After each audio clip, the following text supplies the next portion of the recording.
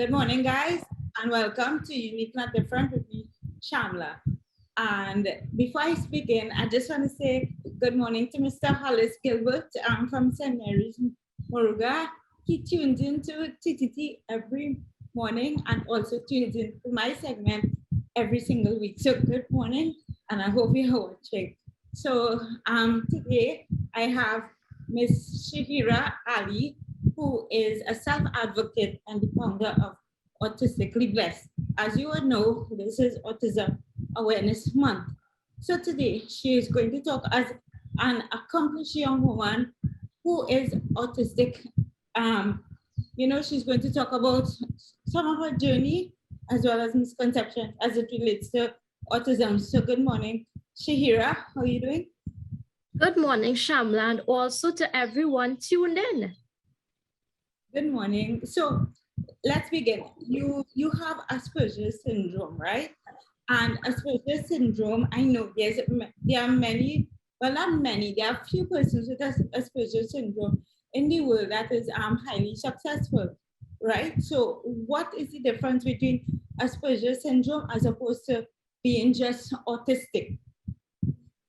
Well, basically, Asperger's Syndrome is now known as high-functioning autism, but at the time of my diagnosis, it was Asperger's Syndrome. So people who have Asperger's Syndrome, they are high-functioning autistics. The main difference between high-functioning autistics and the low-functioning autistics is that high-functioning autistics do not have the speech impediment as opposed to the low-functioning autistics. Oh, okay. Okay, so in terms of your schooling and stuff like that, right?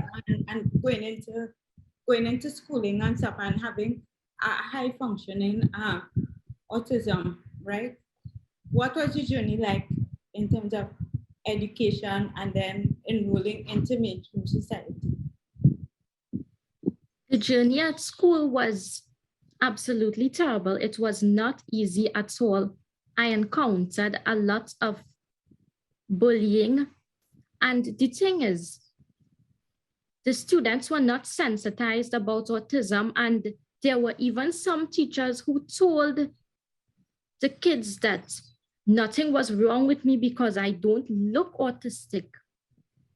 Oh, okay. And how you dealt with that? It really took a toll on me mentally and emotionally, and it affected my studies. However, I still managed to do pretty well at CXC despite all of this. I don't know how. Well, you're probably naturally right. And persons with autism, I know things beyond, capacity as a person, quote unquote. So, in terms of autism in general, right, being an advocate, what would you say is the biggest misconception? I would say with autism. Mm-hmm. I would say that the biggest misconception is that people tend to think that autistics are retarded, weird, and have no sense of their own and cannot think and make decisions for themselves. Okay, and you founded Autistically Blessed, right? Which is an online platform where persons share their stories, as well as you share your stories or your journey with autism. Can you tell us a little bit about this and what you aim to do with your group? Sure. Back in 2019, when my beloved psychologist died, I was experiencing a lot of problems, and thankfully, I have a friend who was my friend since primary school. She's actually the person who is the founder of Autistically Blessed, and I am the co-admin. So both of us run that page together on Facebook, the group, and on Instagram, the page. Nice. And what is your journey like being the admin of Autistically Blessed in terms of communicating with others? And I saw that, persons shared their testimonies and stuff like that on the page. You have a lot of persons who is not autistic coming on and creating awareness. So does that give you a sense of outlet in terms of expressing yourself through this group? Definitely. I mean, after all, it has proven to be beneficial and helpful to lots of autism parents, caregivers, and special needs teachers. When I post informative and educational articles and pictures with information pertaining to autism, even videos, anything pertaining to autism, and sometimes even other special needs. Right. And where would you like to see in terms of inclusion for young adults as well as children with autism in terms of being society being sensitized and so on, like in the next, let's say, 5 years, where at what point would you like to see in terms of employment for persons with autism and awareness in society? Yeah.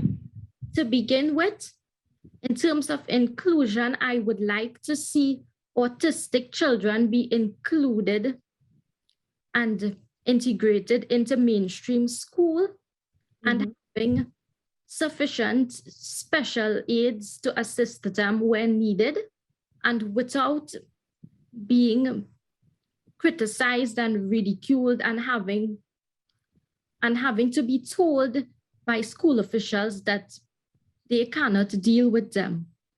And in terms of adults, I would like to see them be included in places of work.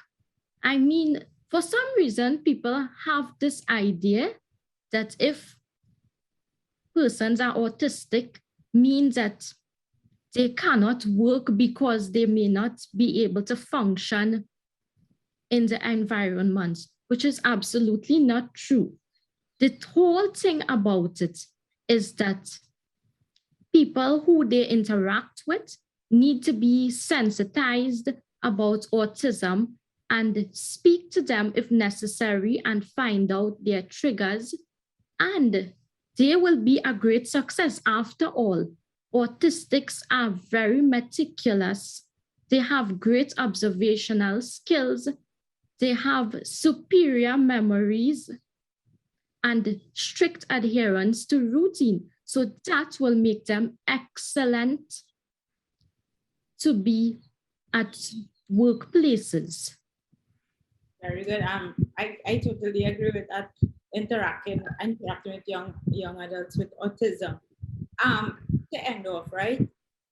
Persons would see young children,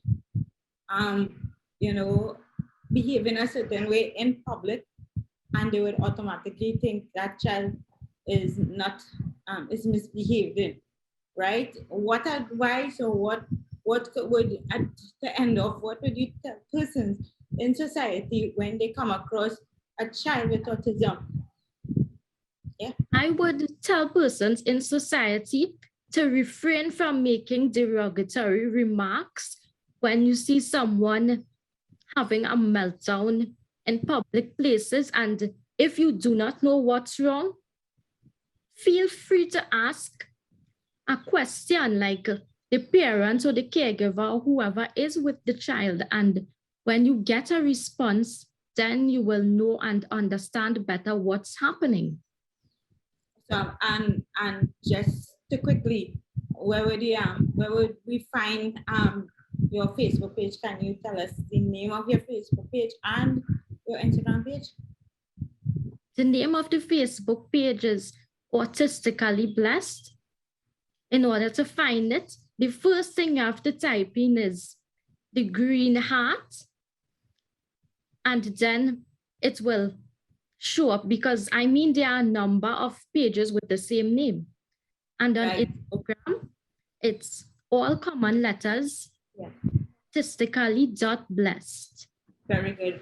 So Shahira, I want to say thank you so much for coming and sharing this and giving your experience in terms of being and giving advice for persons, how to treat with persons with autism. So thank you so much. And guys, I want to say thank you so much for tuning in to this segment of Unique Not Different. And as I always say, be good, do good. Thanks, Shahira. Bye, guys.